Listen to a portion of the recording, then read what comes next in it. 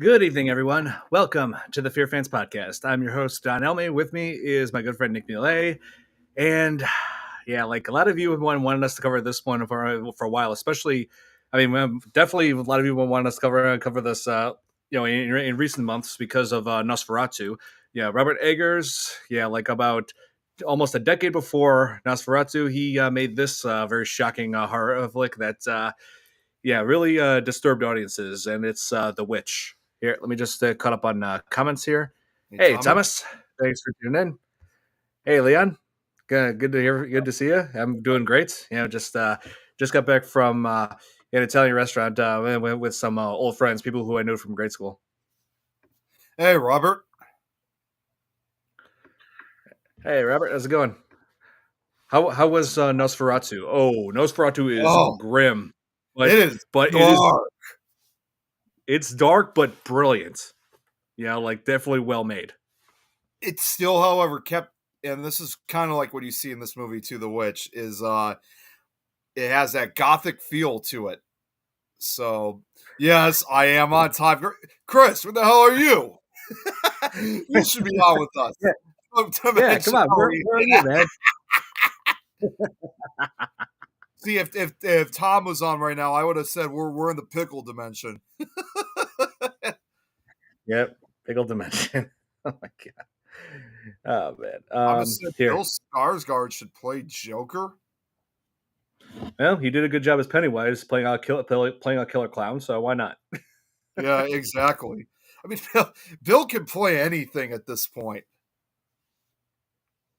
Oh yeah, Oh, he I hasn't totally seen the agree. movie. That's why. Okay, that's why Chris hasn't come on yet. Hasn't come on. He hasn't seen it. Okay. Well, if you haven't seen it or not, there's plenty we can tell you about. But On this plus, movie. he could always make it for the next. He could always make it for the next one, whichever movie Oh we yeah. talk about next. Same with Robert. Yeah, because I remember that's the other thing too. I just want to throw out. Obviously, it's been. I said this right before we went online. It's been quite a very long time where it's just basically, hey, Joanne, good to see you. It's been quite a long time since we've actually done a show where it's just me and Don for a while. And a lot of the other show hosts, the reason why we don't really have anybody else on is that they really hadn't had the opportunity of watching The Witch. So therefore, you guys are stuck with me and Don tonight. Yep. And oh yeah, I just got a message from well, I just want to let you know that. But before I was on here, I was meeting up with someone who worked with me in grade school, and along with her daughter, who is my age. Man, Miss Harwig and Aaron, I'm sure they're watching right now. Oh, you've told Yeah, them about the show. so That's good. yes, I did. And tonight, we're covering a particularly dark movie. Yeah, like the kind that only Robert Eggers can tell. And this was his first movie, his first feature film, anyway. That's right. And it was Yeah, also, who's the actress's name? I already forgot her name. Anya Taylor-Joy, and I this is the first movie I've seen her in, and I've seen a whole bunch of her work ever since then. Let's see, she was in the two M. Night Shyamalan movies. It was Split and Yep. Glass, and let's see, and after this, I've seen her in what was it? The New Mutants, where she played Magic. Let's see, she was Last Night in Soho, The Queen's Gambit on Netflix, and let's see, and two of the recent ones, she was the voice of Princess Peach in the Super Mario Brothers movie, and Really? And Furiosa. Wow, she's really done a lot.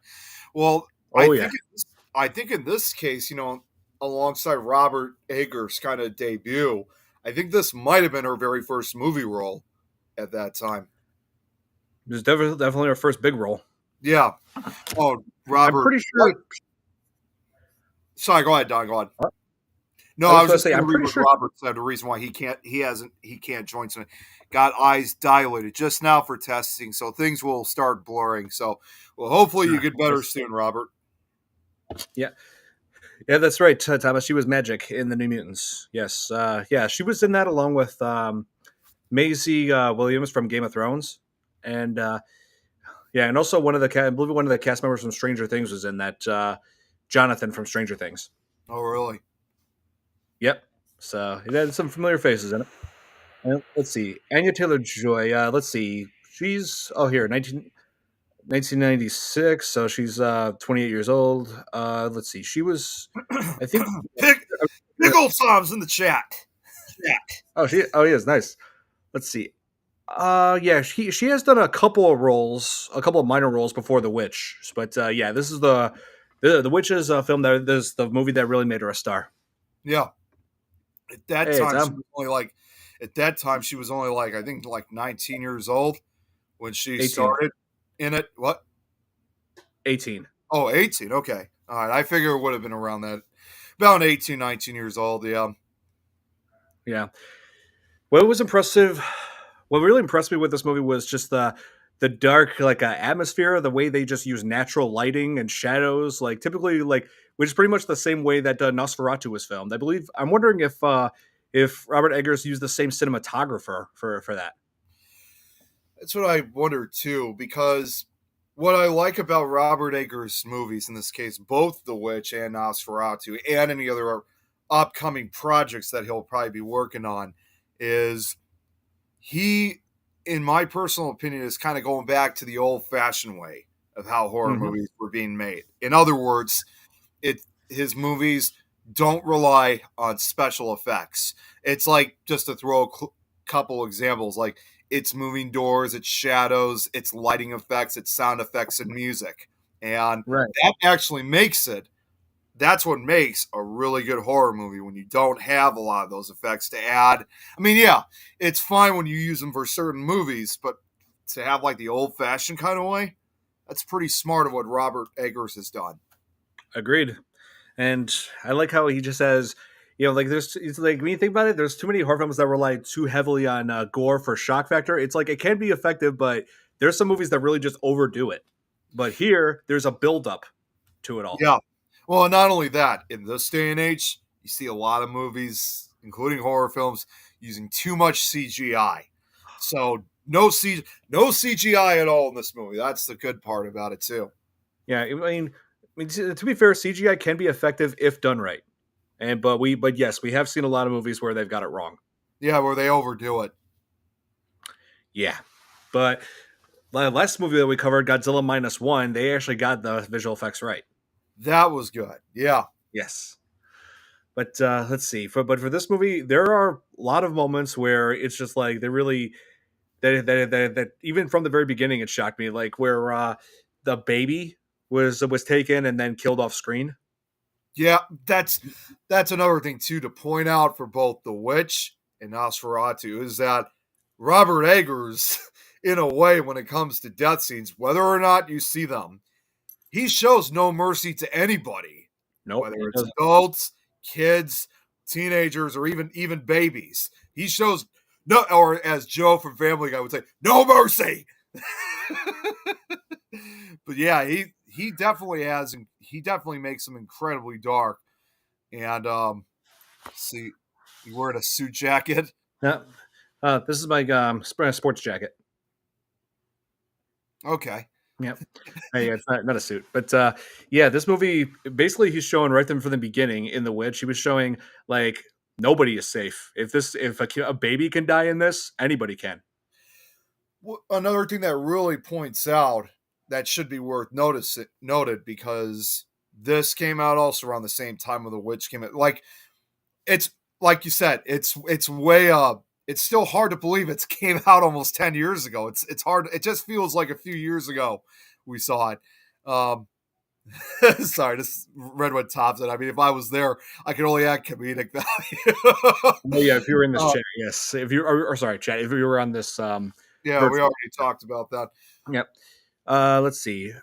But Would you? anyways, I what I did. was going to say was, with when this movie first came out, I really honestly didn't know what to expect from it, because around that same period, I don't know if you watched the show. Did you ever watch that show Salem?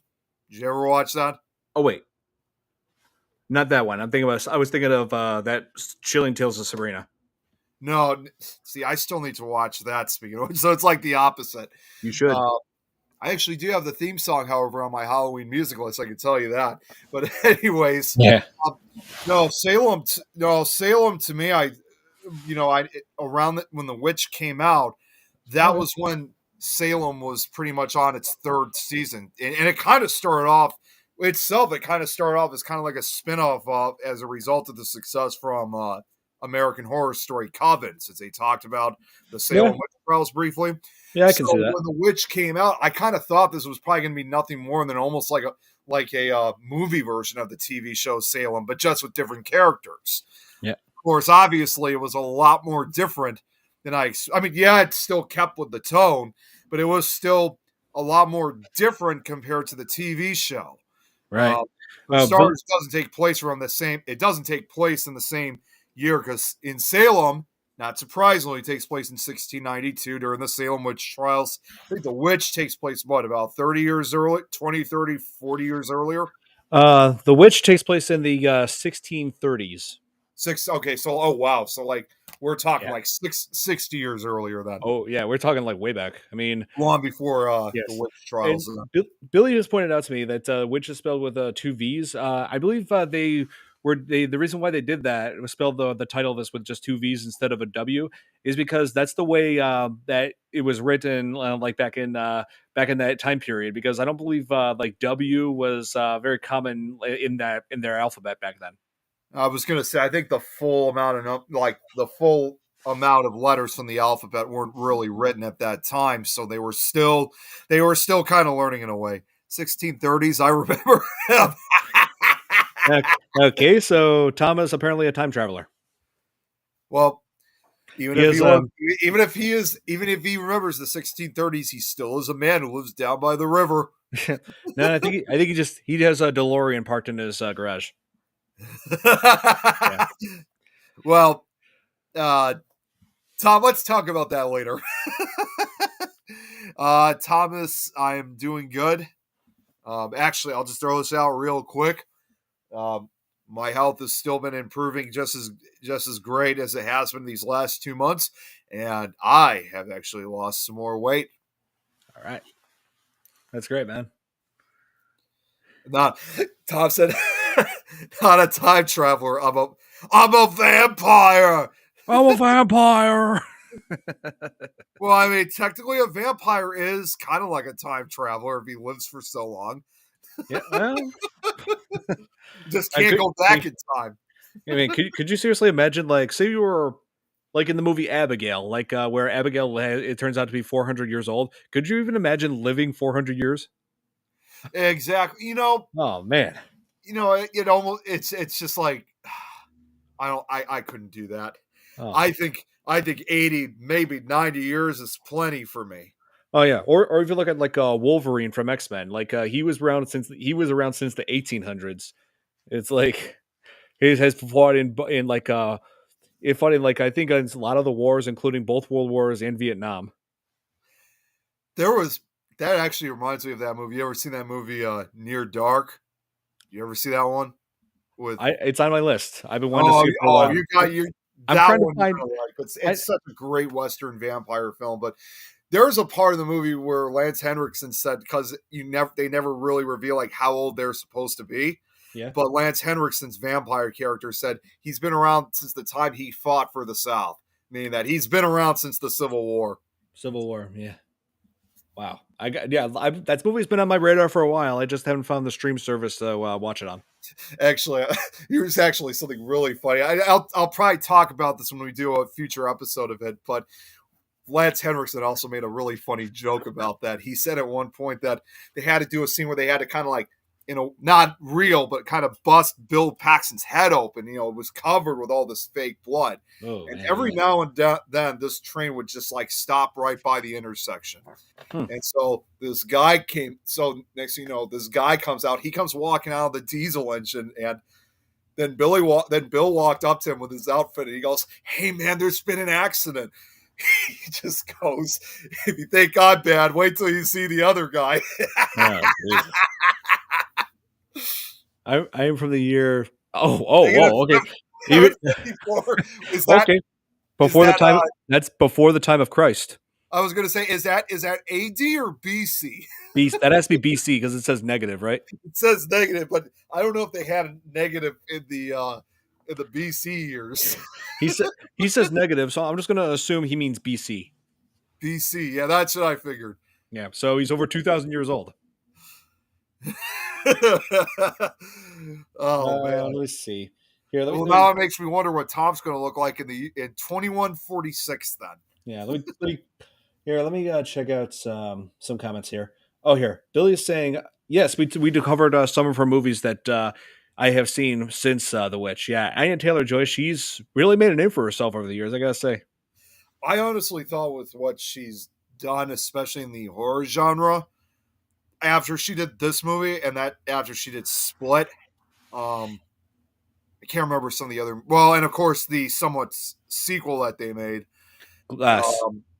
It was Glass. Glass. That's what it was. Thank you. I couldn't remember the title. If she does any other like horror related movies in the future, something tells me that she's probably bound to become like one of the next Scream Queens because she just plays these roles so well. I can see that. I'm honestly surprised she hasn't already been called a Scream Queen in this case. Oh yeah, like let's see who like one person I do like to consider a Scream Queen today. Scream Queen is Jenna Ortega. She's in like the Scream movies. Yeah. Let's see, X, Fear Street, like all these like all these different movies. Like it's just great. I know she's kind of now expanded to other genres, which I don't know if you heard recently of her most recent, not film role, but I think she was doing I think she was narrating some documentary that came out a few months ago. And it I'll was look into that.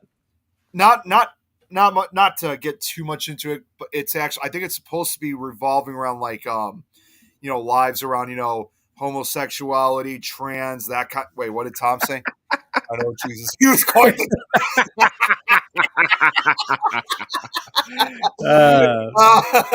Washing people's feet. Tom. But yes. But anyways, no. Well, Jenna Ortega had just started doing, like I said, had narrated this documentary. I think it's kind of revolved around life, like around like people who are homosexual, transsexual, that kind of thing. And I heard it was kind of a really well received documentary. So it's not only again just horror movies she's done; she's really expanded. Of course, also she was on SNL. Yeah, I know that. I'll have to check that out, Nick. Oh, and also Billy. I still need to see that. Speaking of which, yes. And Billy, the reason why I didn't mention Wednesday or Beetlejuice 2 is she didn't really do much screaming in those. No, she didn't really. So when I say Scream Queen, I mean like movies where she actually screamed in. But yeah, she's really done a lot. So she's really been making a name for herself. Right. Oh wait. Well, Billy's really giving us a lot of comments here. Joan of Arc was a million-year-old immortal who wasn't burned at the stake and entered. Oh. Huh. I never would have mentioned that. Yeah, I just thought of something. You probably may know this, Don. All this talk about supposedly living hundreds of years. Did you know that we actually have? This sounds quickly unrelated, but it'll get right back to the subject matter. Mm-hmm. Do you know that we have a nature center nearby us called the Grove? Did you ever seen that before? We passed it. I think I've seen that somewhere. Yeah. Well, it's also a lot of history to it. Not very much really paranormal wise. It's a historic house, but they have a nature center, and they have a still Gilly, she might be we have a nature center. We got an alligator. They have an alligator snapping turtle in this nature center. Oh yeah, an alligator snapping turtle. Those will take a finger off. You don't want to mess with those. Yeah, well, I don't know if this one really will because of how old this snappy turtle is. I'm not even joking when I say it. It's over 150 years old. So like when I calculated exactly what year it would have been born back then, like when it was first born, would have been born back in 1871. Which if you think about it, he was born the same year when the Great Chicago Fire occurred, and is still alive today. But though I do kind of feel bad for it, though. I mean, it's just barely alive. When you first see it, you would think at first it's nothing more than a statue. But until you start seeing it moving, it's got to weigh several hundred pounds. I mean, just how big it is. But it's just like, how long is he supposed to remain here? It's you kind of do feel bad for him after when you first see him.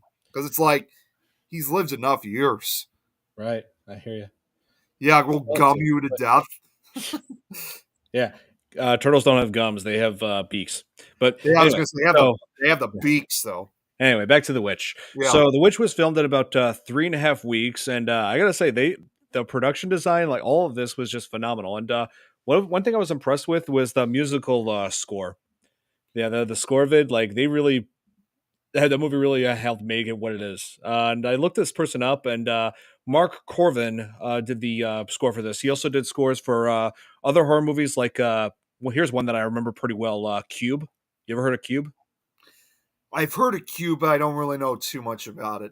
Yes, it's from 1997. It's where like a bunch of strangers are trapped inside this structure, full of rooms. Like each one of it is shaped like a is like a cube, like in has the same like dimensions. Each room has the same dimensions as each other. It's a you know like square floor, square, yeah, but and they have to be careful which one rooms they go into Hey, because Kate. they have traps. See, to me, that almost just now that you described, I mean, to me, that almost sounds like something that could have been used for like one of the Saw movies. I believe it could have been inspired Saw to some degree. How old is it? Uh, 1997. Oh, okay. Well, Yeah, that was definitely long before Saw then. the first one's the only one that's worth seeing. The sequels, yeah, they're crap. But let's see. He also did the music score for Black Phone and let's see. Oh yeah, the first Omen. Oh, okay. Okay. Yeah. Oh, What's hey, up, Kate? Kate. Canadian friend is staying with us. Oh, hey, I don't didn't worry, realize. Kate. Hey, Yeah, don't totally worry. I didn't understand. know her friend was from Canada. That's awesome either way. Nice. Yeah. Well, hey, I mean, even if it's just briefly, it's good of you to hear from you. Stay warm out there, Kate. Oh yes, definitely stay warm because it's been brutal and it's going to get worse Oh, tomorrow.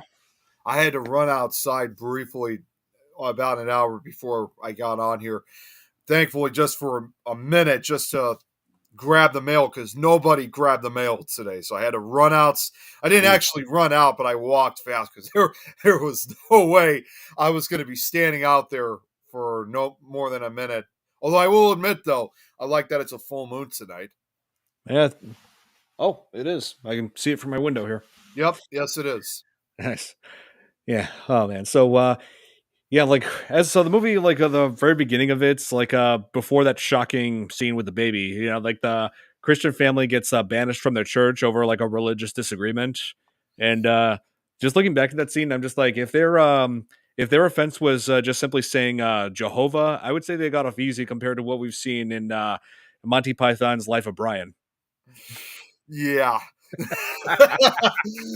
Well, and if you think about it too, I mean, there is kind of some truth to that scene in particular because in those days, obviously, a lot of when it came to religion, that was a very strong element, I guess, for lack of It a better term. was. That was literally part of life.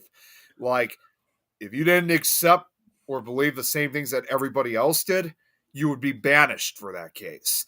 And and, Yes. and that's honestly, when you think about it, that is something that's still kind of partially repeated today when you look at a lot of the Amish communities. Oh And yes, definitely. I mean, I think Mennonites do the same thing too. So I've always heard in a lot of cases when which Amish and Mennonite, well, Amish are more old fashioned than the Mennonites are, but still, yeah, I've heard of stories where they all have to kind of follow this list of rules of who they believe in, and right. if you don't cooperate or agree with it, you were kicked out of the community as a result. Yeah, I mean, pretty much the way these people in this movie live and talk is pretty much like how the Amish are now. It's basically a rule that they take very seriously. But it's not just Amish and Mennonites that do that to this day. I mean, that was part of simple life back, over 400 years ago. Not to mention, too, this was even before the United States was even formed. This was Yeah, when we didn't even fully have 13 colonies at that point. that's true. Yeah, it's like when I look at like Amish in cinema, that reminds me of this Harrison Ford movie from the '80s. It was called Witness. I don't know if you heard of this one, Witness. Nick. Yeah, I have. Okay, all right. Yeah, it's a good one. Yeah, I know. I've heard of it. I haven't seen it yet, but I still need. But it's on my list. I got a glimpse of a couple of scenes, and this is before I even knew what the movie was. I got a couple of glimpses of scenes when I was 6 years old when my dad had it on TV, and the one thing I remember is a guy drowning in corn at a silo. Corn. Yeah, yeah, Wow. and yeah, I know it's an inside joke with Nick, Yeah, corn. But anyway, corn. but Nick of the corn. yeah. But anyway, I wasn't until recent years when I finally decided, you know what, I'm going to look into this movie. So I typed in "man, the movie where a guy drowns in corn silo," and then that scene came up, and it showed me what the movie was. And I'm like, oh, hmm, okay, I'm glad. And then I decided to watch the movie, and I was like, wow, Harrison Ford was awesome in this. Speaking of Harrison Ford, there's another movie I got to see with him in it, and that's and this was actually released in the early '90s, and that's The Fugitive. So I still gotta. That's a Hey, have great you one. seen that one? Yes, it's great. Okay, yeah, I still need to watch The Fugitive one of these days. Yeah. I know they shot parts of it. I don't know if they ever shot anything up here in Chicago, but I know they did shoot some scenes down in Southern Illinois. Yeah. Yeah, Billy, I believe this was due to scheduling conflicts that she was having. Around this time when Nosferatu was being filmed, she was doing the voice of Princess Peach, and she was also being doing Furiosa. Hey, what's up, Josh? Josh, how's it going, man? Thanks for tuning in. And let's see. Yeah. One thing I got to bring up the dialogue of this movie was amazingly well done. I mean, they really felt like you just time traveled and in that era. Because the characters, like the people who played these characters, the way they talked in this era, like really phenomenally well.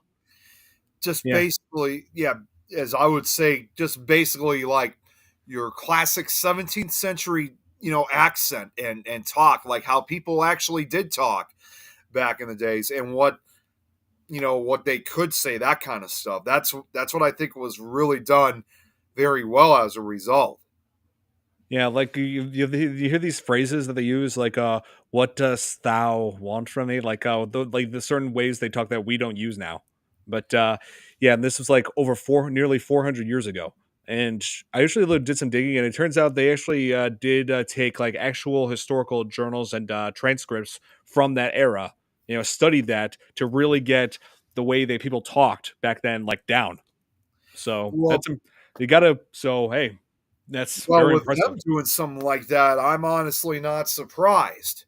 So that's I'm glad they took that from real journals from that era that managed to survive after all these centuries. What's Hey, up, Tom. Tom? Hope you're feeling better. Yeah, hope so too.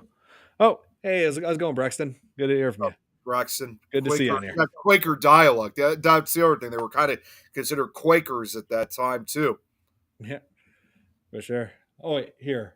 I will say this. At least this movie is better than The Village. Oh, yeah, the twist ending on The Village was just really. I've never seen the. That's another one I haven't seen. I've heard a lot about it where it was good for most of it until the ending. Until like kind of like with 47 meters down, it was good until the ending, which I heard the ending sucked. and and Signs. And sides too. I mean, Well, yes, I with, do with again. Signs. I know the theme song from the Village though, that classic violin theme. Yeah, yeah, but yeah, with Signs, it's like why would if the water's their weakness, why would they invade a planet that's made mostly of water? Not to mention too. Hey, what's up, Joe? Um, Joe, what's up?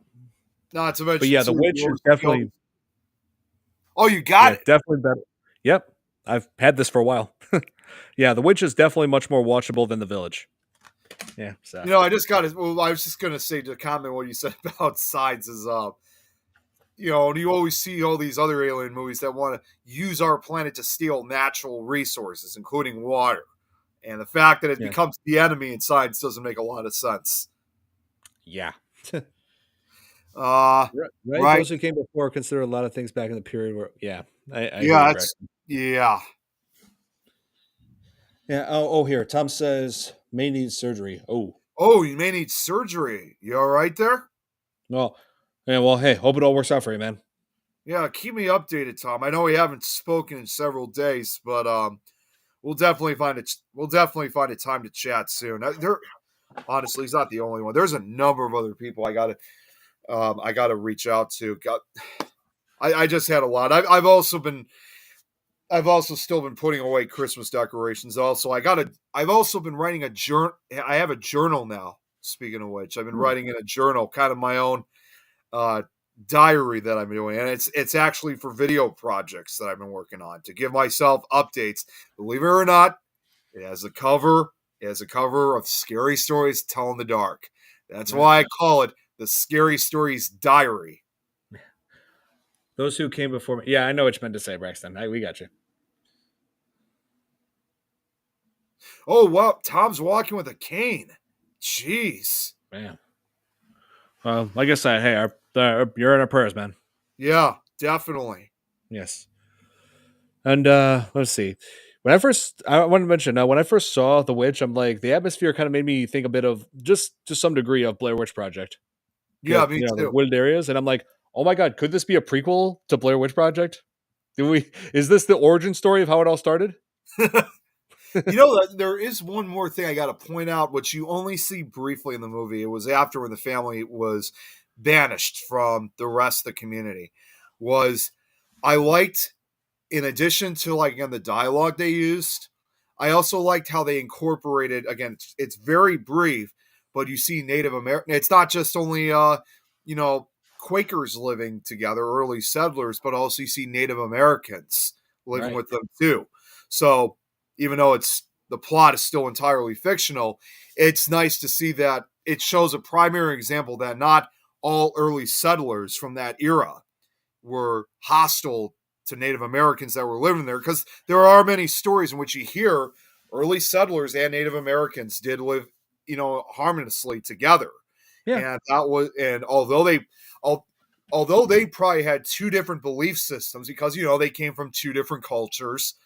I guess that's the other thing I forgot to point out. Even though that they had a strict set of rules, they still were respective to Native Americans' beliefs. So it was nice to see that they were able to kind of show an example of what is kind of based off of true stories, where the early settlers and Native Americans lived together, Right. regardless of religious beliefs. Yeah, but that's only with like. But bear in mind that only is just with certain tribes because there were some Certain tribes. tribes. Yeah, there because there were some tribes of Native Americans that were hostile. That is true. Yeah, that's your. You make a good point. And even I forgot. I forgot about that too. Although Yeah. most of them, yes, were peaceful. Yeah, there were a few hostile tribes out there. In fact, I've even heard it from some of the paranormal shows, like when they've done like what I do. They do a lot of their history research, and they might come across, a Native American chief or something like that, and it turned out, he was actually a very violent person. And so I guess you can kind of say it kind of reflects on both sides. Some groups were peaceful, and then some others were hostile. In both cases, both with early settlers and Native American tribes. Hmm. Wow. Yeah, I can see that. I Oh, just here. it was just that was something that was kind of unique, even though it was very brief. Like, I'm glad they incorporated that to kind of add again some truth to the country's history. Yeah, like this movie does serve as like history lessons, like for that among many other things, the way people talk, the way they lived, and also how like it could be like how they faced like like some real bad conditions and like in like such a uninhabitable climate and uninhabitable like environment because think back to the like what was going on in this movie. Their crops were failing, their livestock was not producing what they needed. Which is not surprising, especially at a time like this. I mean, people in those days were just trying to struggle to survive and make a Hmm. living too. Yeah. And it was a very different world back in those days. Yeah. Like when you compare, even though it's still a fictional film, you could still kind of see the reality of how people lived in those days. It was a very rough time compared to where we are now 400 years later. Yeah. Oh, here I'm trying to show this. Beef. Yep, that's true. Yeah, Yep. because they would. I mean, they say that one of the hardest businesses to start is farming because the most successful farms today have been running for like generations. People who actually had a system who had took a while when they started to come up with a system that would keep on working for a long period for such a long time. Like getting it off the ground is like the hardest thing you can do. Definitely. Yeah. So Tom, just got to point out what Tom just said. He's not doing too well. Jeez. Definitely sending you healing and prayers for you, Tom. yes, totally. Uh, Josh says, in the other hand, still are. I guess he's referring to the crops and stuff like that. Yeah. Yep. If it hadn't been for those Native American tribes, and The European settlers, colonizers wouldn't have got through their first one. That is true. That is true. That was probably one of the, again, with my history knowledge, probably one of the most notorious examples of that was the Mayflower voyagers that led to the very first Thanksgiving yeah, in 1690. Excuse me, 1691.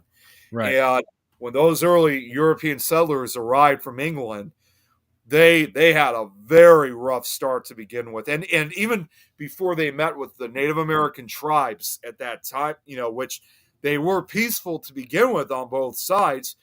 It was the same for even the Native American tribes. Many died from disease, from exposure to the elements.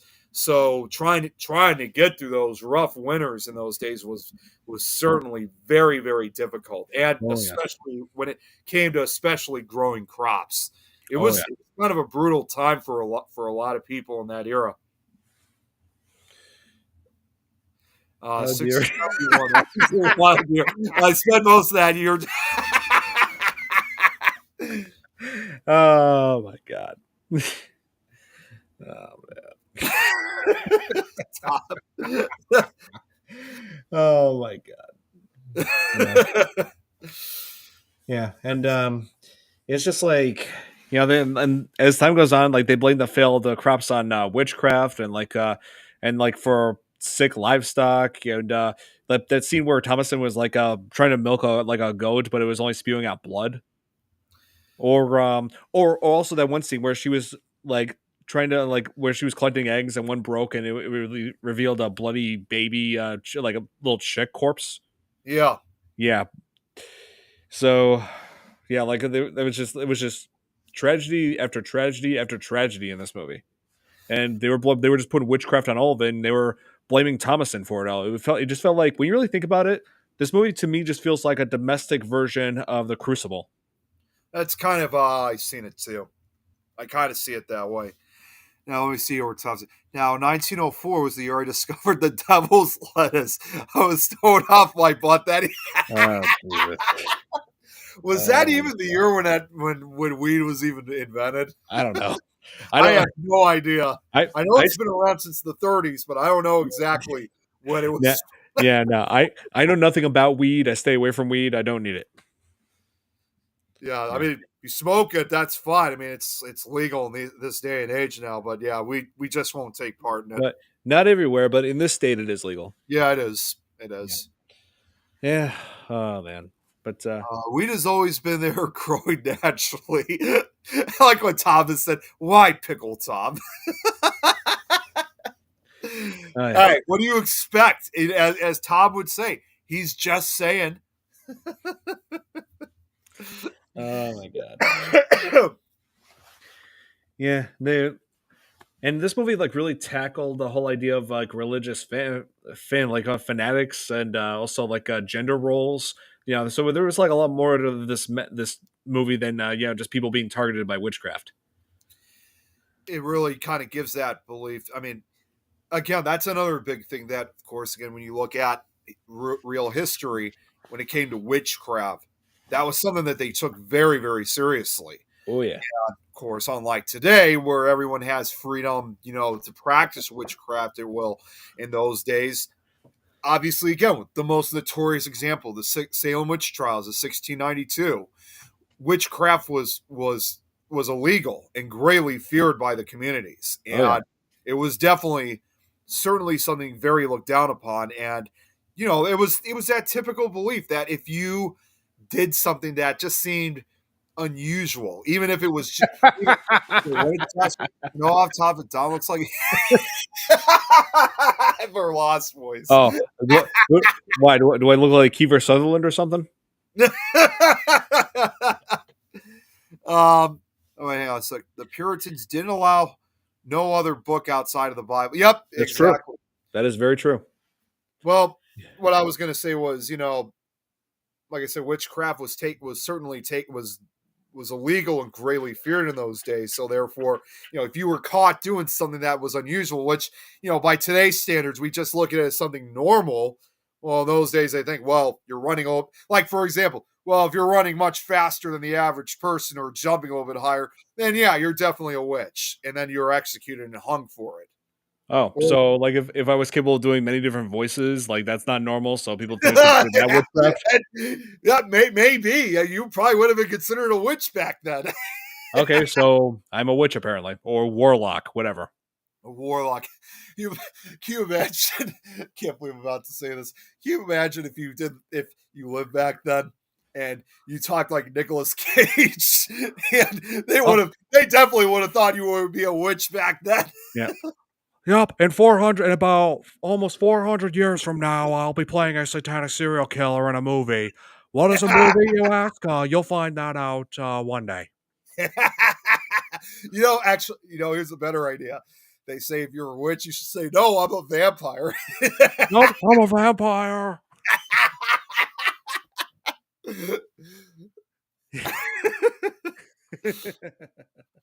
Oh, I do gotta say, Uh, at times that cross on your necklace does look like a letter T, and I think, wow, is that for Tom's world? nope, it's a cross with Bible quotes on the back of it. But the only letter I have in this is my first is the letter D. Yeah, my first initial. Yeah, but Trump hunted vampires. Yep, I did hunt many of vampires during my time. I gotta. Hey, part of making America great again is to make sure we have no vampires. Josh also said you would have been. He meant that. Yeah, you would have been a vampire. You would have been a witch if you spoke like Nicolas Cage back Yeah. then. What if I? Yeah. What if I sounded like the Grinch? Or Gollum Herbert. from Lord of the Rings. Oh wait, don't forget Herbert from Family Guy. Yes. Mm. You need to come on down to the cellar. I got a whole freezer full of popsicles. Mm. Oh, uh, creepy as hell, and yet yeah. so damn funny.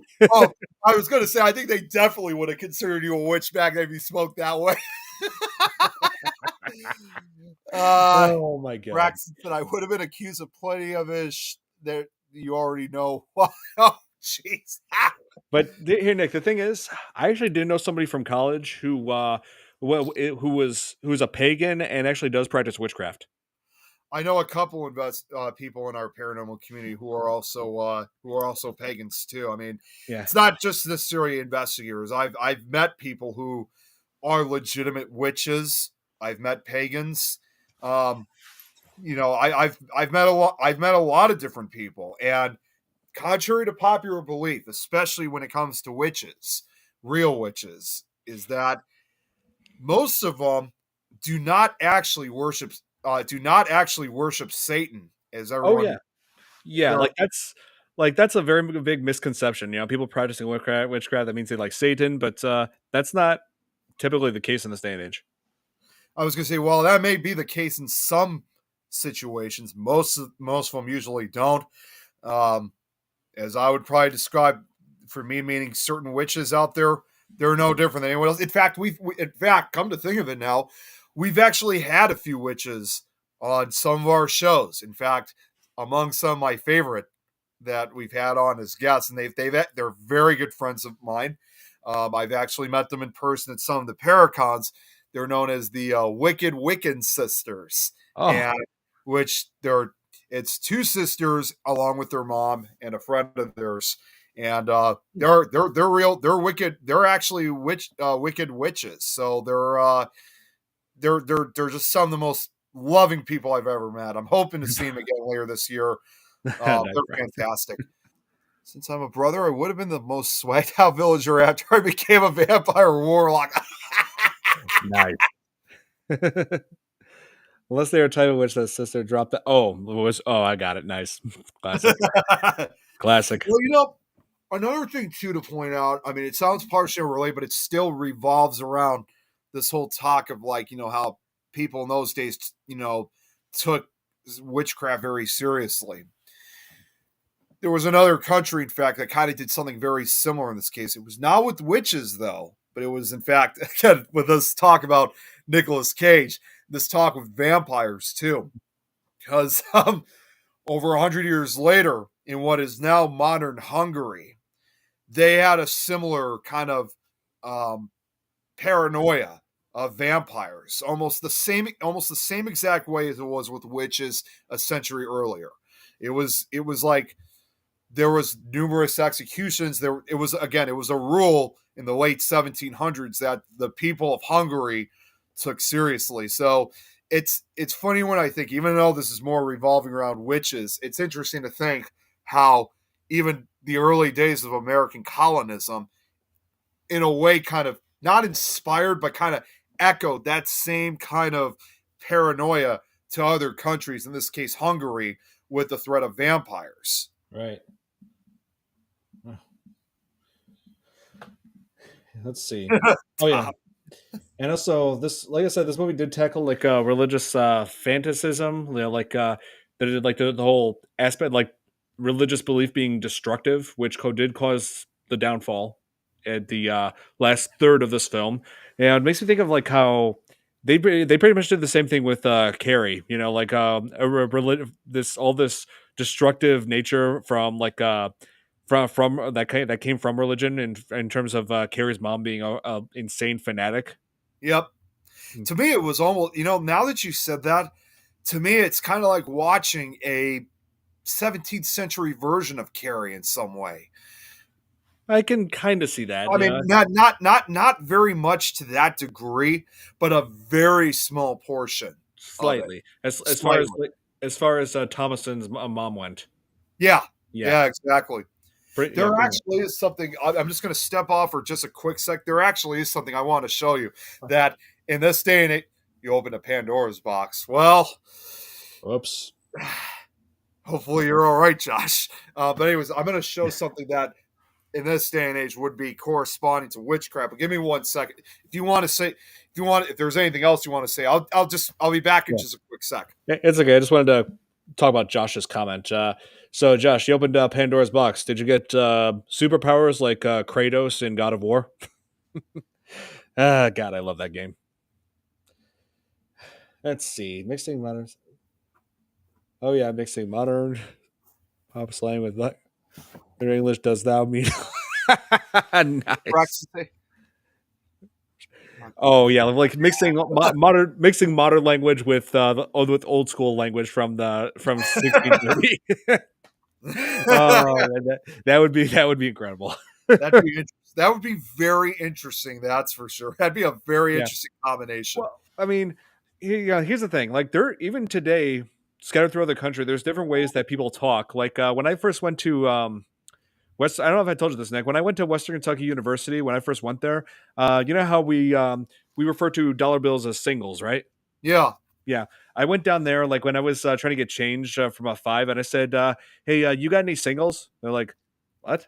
And I'm like, "Yeah, singles. Like dollar bills." I'm like, "Oh, ones. Okay, yeah, sure. Here we can exchange." Yeah. So even today, we do say things differently in different. It depending on where you're at. I thought of another one that I would say, but I don't want to cause any controversy. But it's just, let's just say it's the other term for a cigarette. In this case, in the UK. I would say it, but I don't want to cause controversy. Yeah, let's not. Yeah. Well, they actually did make that joke in this show Archer that I used to watch. It was hilarious, that show. Like they it was from like this flashback sequence during World War I, and taking place in England, I think. Yeah, where the character what was his name? Woodhouse. Yeah, showed him during World War I, and they did use that term. I think I also remember the animated series of. You remember the? Hey, Tom. Biggle Tom, you're in the chat. You're in the show. Awesome. Look at me. I'm matching Don. I got my. I just noticed that. So I even got the shoulder pads in there. Yeah. Oh, shoulder pads. The thing is, I'm not wearing shoulder pads. It was just. Well, they come with this. I don't know. I grabbed it out of my dad's closet. No, Josh said it. Yeah, I'm not going to read that comment. I'm not going to say it. Well, I was going to say there was. Do you remember the animated? Everybody needs something. I'm just saying, everybody needs something. You guys remember the animated series of Clerks, right? Vaguely, they pulled that joke too on the cigarette. Yeah, well, it's been around. It's been around. Oh yeah, but what I was going to show real quick was, first of all, like all this talk about like paganism and stuff. For starters, this is actually the journal I have that I use for the scary, and I just write my.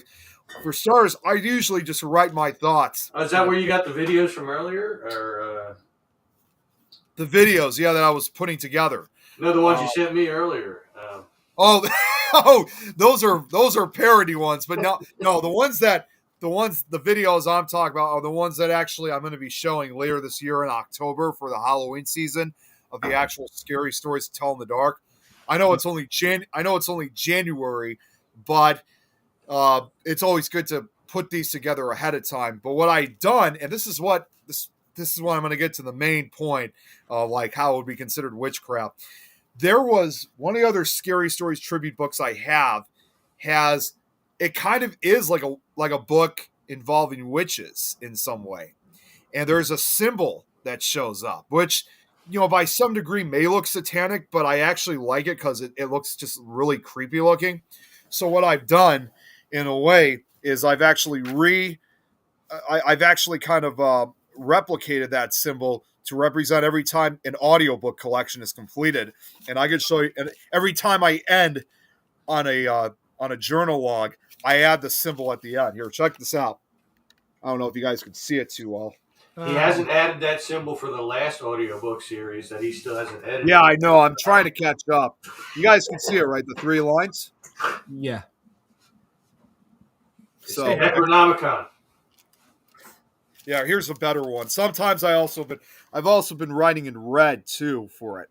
Oh, see, it is the Necronomicon. Yep, it is. Blood. Burn it. It's not finished writing yet. It's never finished. Yeah. The Necronomicon is always going. Oh, here, Nick, do you know her? Oh, we got a new viewer here. Hey, hello, Heather from Iowa. Heather, how's it going? Yeah, hey, I like Iowa. It's a good state. Yeah, I feel like I look thin in this coat. It's making me feel good. Oh, wait a sec. Hold on. Now I got to go get something because you guys are wearing suit coats. No, I'll put my hoodie back on. I was going to say I got one too. Thinking, all right, guess I'm going to have to go get mine then. Mine's got pinstripes in it though. We are the men in black. Yeah, that's what I mean. I better go get my suit coat. Oh wait, actually, hang on. Oh, the men in black. Yeah, good live earlier today, Tom. Oh, thank you. Wait. Yeah, I didn't have any trolls. I was surprised. Here, I was trying to troll you though. Yeah, well, that didn't work. Here, let me complete. Especially when you show up in 10 minutes when my show before my show. There. Now I'm the man in black. Wait. Oh, that just gave me an idea, guys. You know what we're gonna have to do before we end the show? What? We're gonna have to get a picture of us. Here. I'll be right back. Yeah. Go These get aren't my normal sunglasses, by the way. Yeah. These are those sunglasses that go over regular glasses, but that's all I got right now. So. Yeah, these are Oakley's. Normally, I have safety glasses I wear. Smoke has jail. That one rotates. Nice.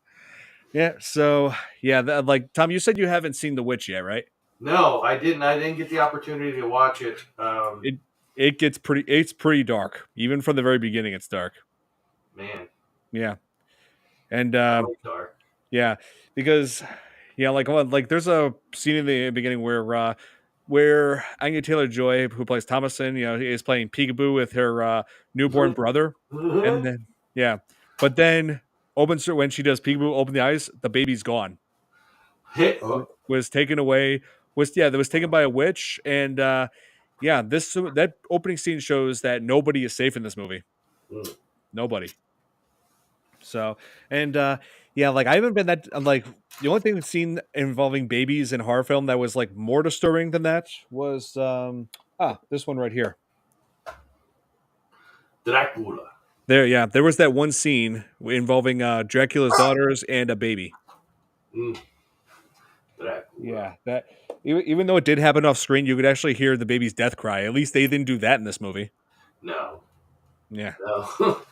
But oh yes, Heather, I know that song. Good, Corey Hart, classic. Yeah. So I can. Oh, Yeah. Wait. I missed the cue. You got the song. Okay. I wear my sunglasses at night so I can. Nice. Oh man. Watch you and Yo, Nick. What's going on there, man? He's putting on his This Is Tom's World thong.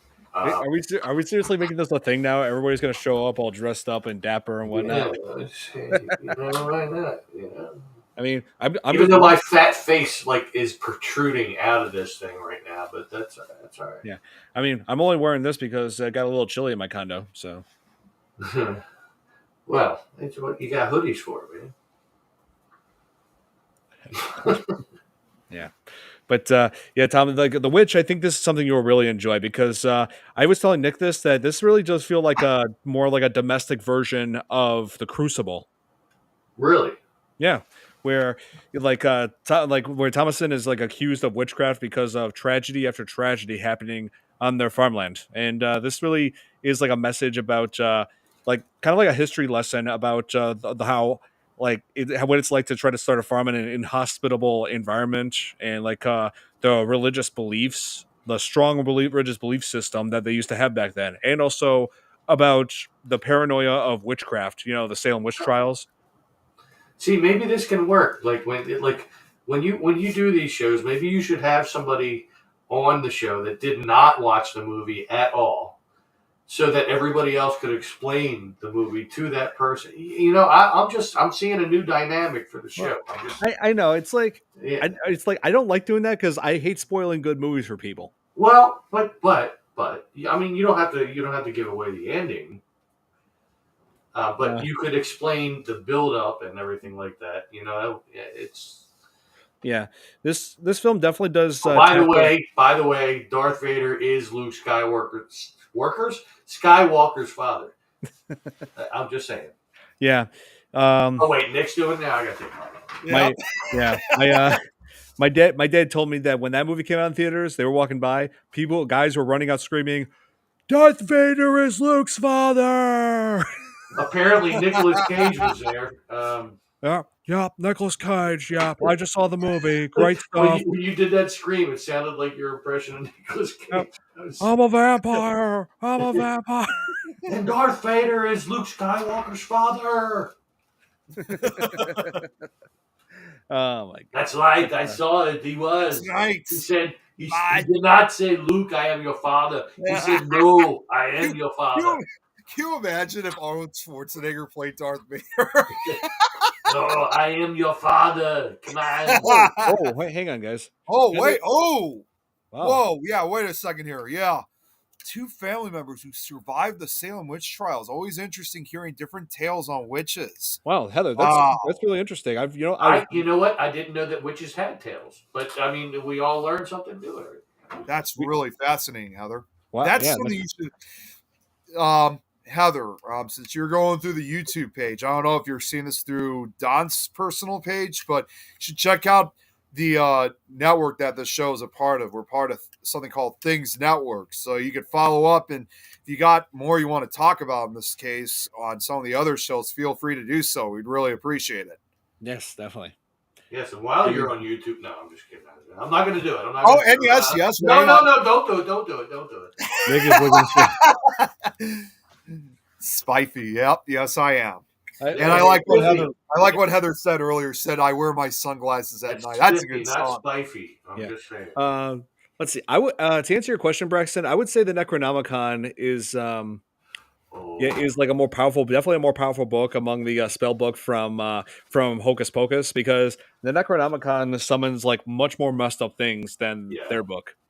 It brings up Kandarian demons. Yeah. And oh wait, was that in your live? Yeah, it was in your live feed. You saw the house I built, right? I think so. The Evil Dead house. Does this mean what this book is far more powerful than the Wait, did you not see that yet? I don't wait. You built another house that in Minecraft that was based on. The Oh Evil no, I Dead didn't. cabin. Oh, I wait! You forgot. were supposed to Tom. You were Yeah, supposed I to. thought he was there. I thought he saw it, and I just gave No, him. he did it. Now you ruined it. Look what you Oh, done. wait, till you Damn. tell me. Okay, well, I all right. Well, yeah. basement and So all, and yeah, the shed. yeah. So yeah, Tom. So what's going on in the Witch is this family that was cast out from their community because of they have different opposing religious views, and so they have to live off of like this isolated wooded area, and they're targeted by witchcraft. Yep. Yep, by a coven. Heather By an just got oven. back. Okay, so on Don's, I'll check it out. I have a strong family background, including great etc. grandfather who King Henry VIII. Strong ties to different stories in history. Wow, That's That's incredible. it's really powerful. That is Yeah, awesome. that's yeah. Some point you're definitely gonna have to talk. We definitely would. Don, is there some way to? Because you got control over this. Is there some way you could send the YouTube link to her? The Things Network. I think I can, or at the Put very it least, I can. At you the put it in the public chat. Yeah, yo, well, yeah, we could put it in the public chat. I'm pretty sure we could also put it in the comments on this. So, That's what I mean. The comments. I'm sorry. oh yeah, no doubt we can. Yes.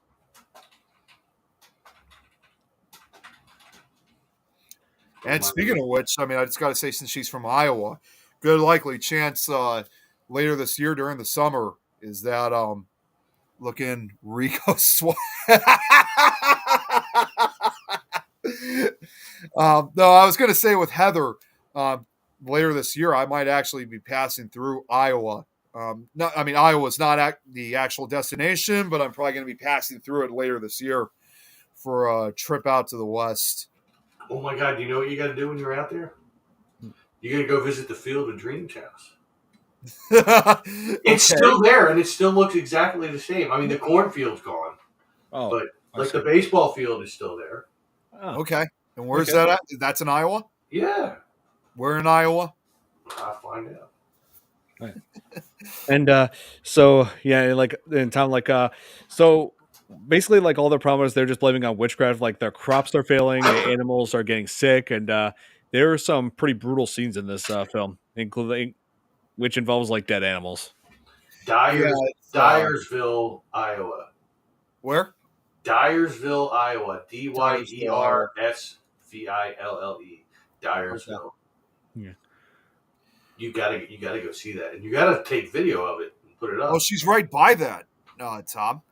Oh, so this is like Western Iowa. She's by Villisca. That's where the axe murder house is located.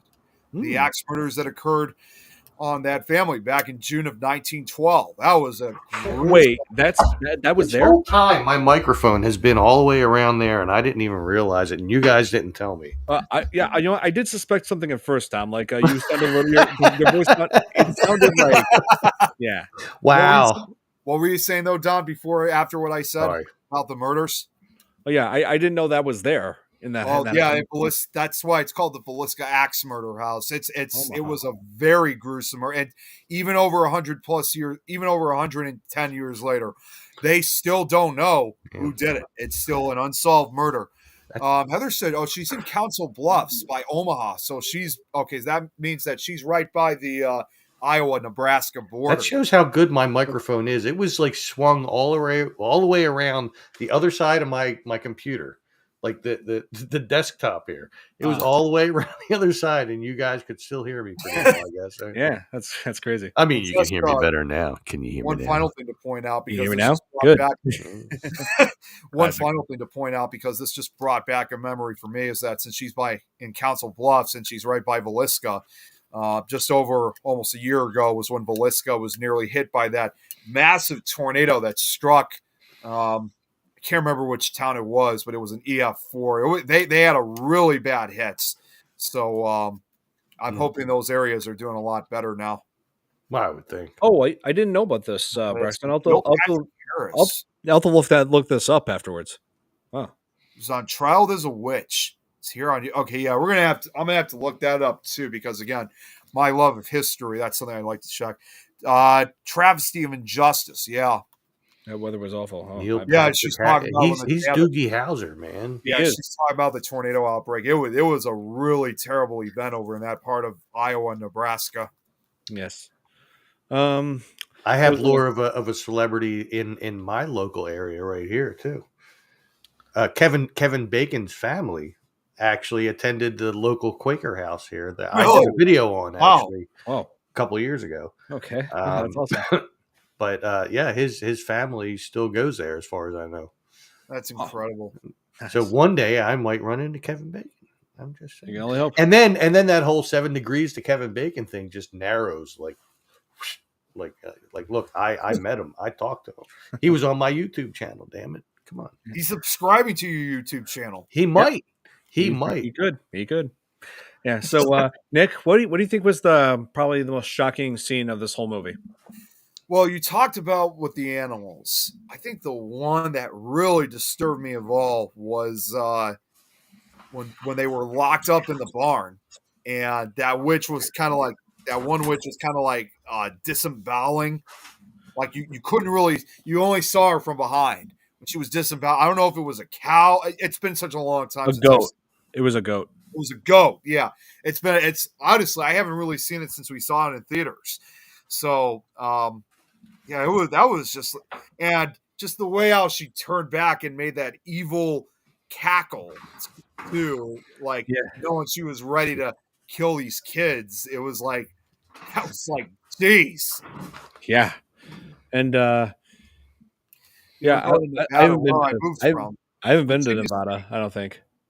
Yeah. Virginia City, I mean, I don't know too much about it, but I know Virginia City is where they have the Virginia City Paracon. I don't know. Of all the places for them to have the Virginia City Paracon, Virginia City is like really a weird place to have it. I'm just saying. Nevada.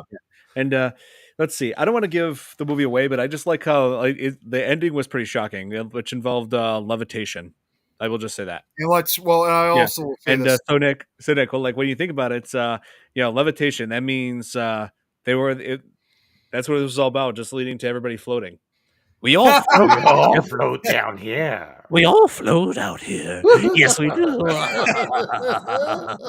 I was also going to say too with that was, not only just levitation. I was going to say, let's just also say a deal with the devil. That's all I'm going to. That's the only other thing. Well, he did go down to Georgia, and he was looking for a soul to steal. I'm just saying. That's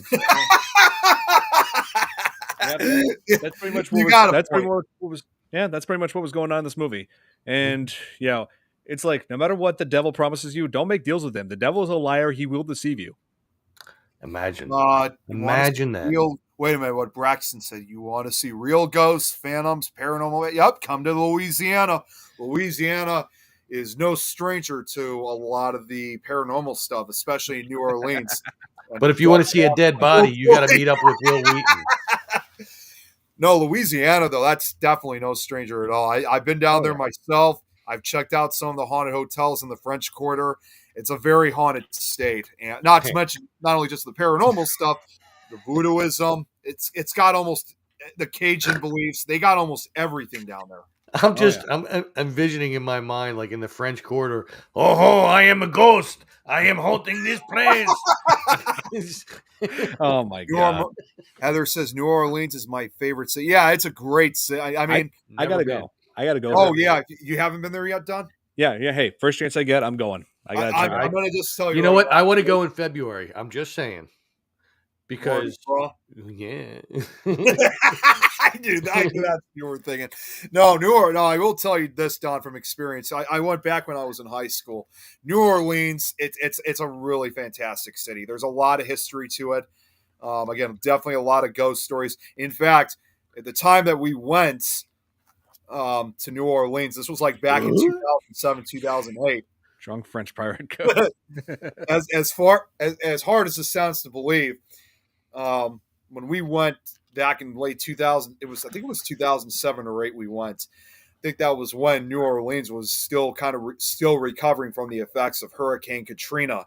So we did see, I mean, most of that area had already been rebuilt, but you could still see Yeah, I mean, you could still see some parts of some parts of the damage, but obviously now it's been over 20 years, and I've seen a lot of different documentaries and shows with New Orleans. They've really brought themselves back up. I I trust me, when you have the opportunity, Don, you won't be disappointed. Yep. Oh, and I will say this, Tom. I know you haven't seen The Witch, but you look at the cover of this. Notice that there is a black goat. It does play an important role to this, and Yep. in a way that's pretty shocking. Huh. Yep. And look how it says in the cover: "Evil takes many forms." That will make sense. It does. Yep. Involving the goat, yes. Well, It could be evil. something- Well, I have learned that in many movies, among which my favorite string of movies, the Evil Dead movies, that evil does take many forms. Yeah. Well, I know it also takes a lot of many I'm forms. a fan.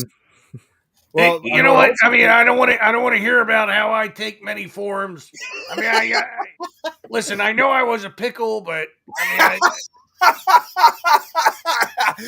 That's not actually what I was going to say, but I was going to say I know a lot of the alcohol takes many forms. That's the devil's drinks. Yeah.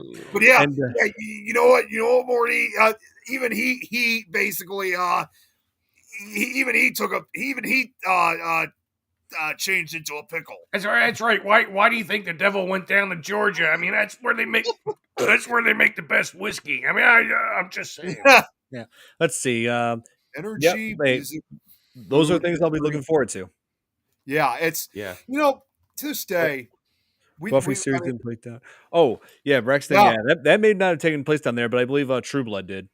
To this day, I still wish we could have spent a little bit more time down in New Orleans because I didn't really get to try a lot of their food. We actually were on a cruise. New Orleans was kind of our stop to get on the cruise ship and back. So I wish we could have spent more time. Would have loved to have tried a lot. Never of their been on a stuff, cruise. especially Asian food. Yeah, my goddess is currently on a cruise right now, but I have never been on a cruise. You haven't? All right. No, never. Neither I've never been on a boat in the ocean ever. I went twice back in high school. Once to Mexico. I could be getting motion sickness. I don't know. I have no idea. Yeah, I went twice. I once went on to Mexico and I think on Cancun and also to Jamaica, which to this day that's still the only time I've ever truly been out of the country. Yeah, I've been on a boat in the Delaware River, which isn't really that wide when it comes down to it, but let's do it. Yeah, I definitely will. I've never been on a boat in the ocean. One day. Don, we ought to plan a trip to go down to New Orleans. Yeah, we and several others. We gotta gather on this. That would be a very well. So when Nick starts going down, he's gonna plan to go to Georgia. Well, the pickle went down to Georgia. Go on a cruise. You'll get future deals. I'm planning one for my husband and I. You'll save money and get perks. Perks. Yeah, That's awesome. Yeah, that's fantastic. I definitely got to consider that. I like perks. Hey, come to think of it now, I think I was actually offered to go down to New Orleans a few years ago for my now brother-in-law for the bachelor party. I think they were having that down in New Orleans, but unfortunately, it was not just me, my brother too. Unfortunately, we couldn't go because, well, let's face it. I mean, it's a great idea, Don. Don't get me wrong, but man, that would be expensive as hell. So he would have to really save up a lot in order to go down to a city like New Orleans. Yeah, my sister's stepdaughter, her wedding was in New Orleans. Like everybody else got to go, but I was like, oh well, I don't have the money. I can't. I can't do that. I actually had and to think now, I also had a second opportunity to go down to New Orleans a few years back because I had a former show host friend of mine who was getting married, who lived not too far from New Orleans, and I was supposed to go down to this wedding down in Louisiana, but even after the wedding, we were going to do investigations throughout that particular area near the Louisiana-Mississippi border, but unfortunately things didn't go so well either for that. So, but hopefully next time, but it'll happen someday. Yeah. Wow. Anyways, so obviously with the witch, like it's heavily inspired by like the hysteria that was going on back then. Like people suspicious of witchcraft, but it's a weird way to take off a sports jacket, but all right. Yeah, but one thing that impressed me the most about this film was just the dialogue and just the way they talked back then in the movie, because it really felt very very genuine. Like thinking like with the way people talked back in the 1630s. Like, and let's see, what dost thou want from me? Like things like phrases like that we don't use now. It's like they actually researched it and it confirmed exactly what I had what I suspected. They were looking at manuscripts and like all sorts of written materials written material that Yeah. was from that era. Right. So They can't possibly know how people talked on a day-to-day basis. You know what I mean? from back then, yes, Yeah, there was no records of that. I mean, yeah, it's Their like journals were the they only. could go by plays and stuff, but like plays, even today, like people Yeah. like in plays, they don't talk the way we talk. You know what I No, mean? they Like, don't. like no. they will say "do not" instead of "don't" and stuff like like stupid shit like that. But Yeah, it's like I'm pretty sure they didn't because when I first saw this movie, I'm thinking they couldn't have just looked at some Shakespeare plays and thought, okay, they're just that. No, they did much more than that. So I really do give this movie credit for going above and beyond for getting the dialogue right for that era. right, it might, like, for all we know around here at back then, it could have been like a Cockney English Yeah, like kind of like accent. You know, yep. like. Yeah. Oh, here. What is going on here? What are you doing? $5 to $900 depending on room. Plus, you can make payments. But yes, do investigations on cruise or Mexico. Yeah, they have. That's the other thing too. Mexico has a lot of big witch stories down there too. They got probably a lot more than what we got. So Yeah. there's a lot of different witch stories down in Mexico. Yeah. And Tom, like, what confused some people about when they looked at this movie, like, they looked at it the way the witch was spelled, like with two V's instead of a W. Well, The I reason, mean, that was the way things were done. I mean, back then, like, yeah, because I don't think W was a very recognized letter in the alphabet back then. well, like even in the Roman alphabet, like they did things like that. You know what I Yep. mean? Like they replaced a W with a V, just a Mhm. single V. Yeah. Oh, hey Billy. The way how I kind of see it too was that it was like Kate's not there now. needed Kate's like not it with us anymore needed right like now. some other type of new Kate letter is involved. entertaining right now. She has a guest overnight because of inclement weather. Yeah, that's true. Well, that's also us too, but yeah. Well, it's Yeah, not me. Well, the other thing too was Yeah, like I mean, Kate's it's not in the chat. cold, but that's about it. it's freezing outside today. It has been here all day. I Yeah, mean, it's been cold all day I can today, tell you but- because I work outside. So Let's see. Is it It's in the negative over there, Tom? it's 11 degrees where I'm at. Oh, well, I couldn't tell you what it is. Here. Josh says another recommendation: go to Guatemala. That's not surprising to me. Interesting. Central America has a number of Oh, it's 25 here. Yeah. I wouldn't be Jay said in- surprised if yeah, that's Guatemala right. has one of them. That's right. They did spell Jehovah differently in in Hebrew back then. Well, Hebrew is a weird transition between English and Hebrew language. Yeah. It's I don't know. It's very strange. Like the words kind of look the way they do in English, but they don't. You know. Yeah. 13 degrees over. I mean, and let's not even get into Yiddish. That's a whole different thing altogether. Yeah, so Tom, like, so in this movie, like the witchcraft was like causing like family members to just fall one by one, starting with that baby in the opening scene. Yeah, that was just like the way how I kind of see that is that it was almost because obviously you knew in the end that there was more than one witch involved in this whole thing. Yeah, I was about to say, even though it was called the witch, you knew there was more than one, and it was almost like as if they were trying to target like from weakest to strongest. That's the way I see it. Yeah, finally got down to like the father. You know what? I got to talk about the dad, William. He was the actor who played him, Ralph Einstein. Yeah, he was incredible as him. Like, let's see, I believe he was also in Deathly Hallows Part 2, if I remember correctly. I mean, He was because also briefly in. I didn't realize that was him until about a few weeks after I saw it. He also makes a brief. He was just walking along one day and went, "Oh my god!" He also made a brief appearance in the opening of. And you guys seen that movie Kingsman? I have that up there. Yeah. That's a good movie. He was the detective in the opening of the film when they were interviewing Eggsy, when he was interviewing Eggsy, and then he let him go, afterwards. That was him.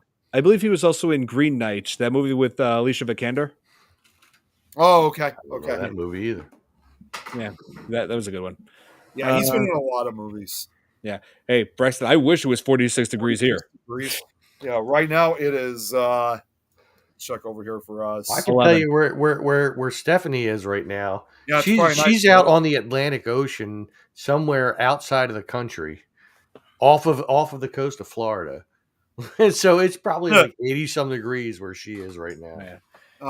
Currently, right now for us, it is 10 degrees, but it says it feels like it's 4 degrees. So yeah, like I said earlier, that's why I wanted to make a quick visit when I had to go outside. It's like 25 here right now. So. Yeah. Kingsman's good, Braxton. I've seen the first and second one too. And yeah, I'm trying not to spoil this movie too much because I know that Heather, I know you said you haven't seen The Witch, and Tom, you haven't seen it, but yeah, there are several like disturbing things then, like such as when the twins in this, like they were like Come like play little with toddlers. us, Danny. Yeah, they were just like little toddlers. Let's see, I'm trying to think. What were the names? It's been a long time. Oh yeah, Mercy and Jonas. It was a girl and a boy. Yep. And they were playing like this goat. With the huge horns that keeps running around. It was this goat, Black Phillip. Yep. They keep saying the goat talks to them, like tells them certain things, and I'm just like, yeah, it's like there are some things in this film that seem to be like strange at first, but do make sense later on. Yeah. Yeah, I will. I don't want to give it away, but but that's the case.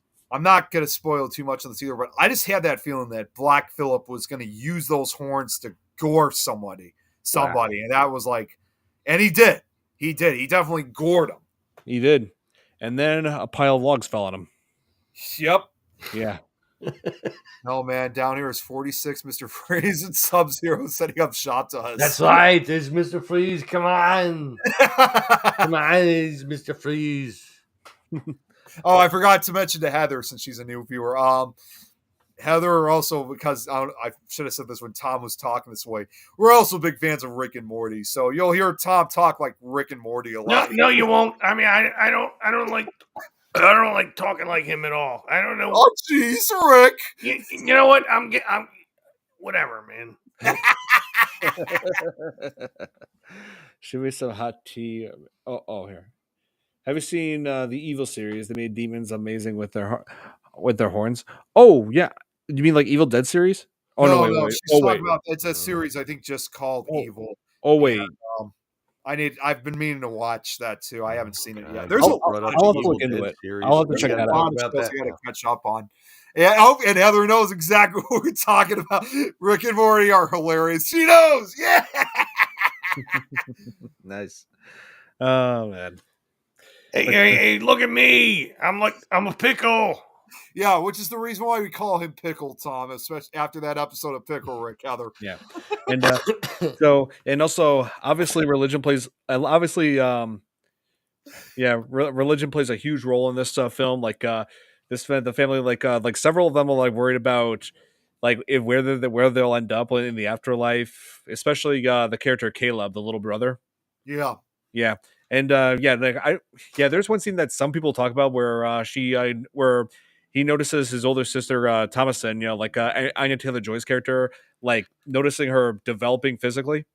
What's her name? Yeah, Thomason. I'm thinking that's just because he's like unfamiliar with the whole concept of like girls maturing, and was just like weirded out by that. Or it could be that, I don't know.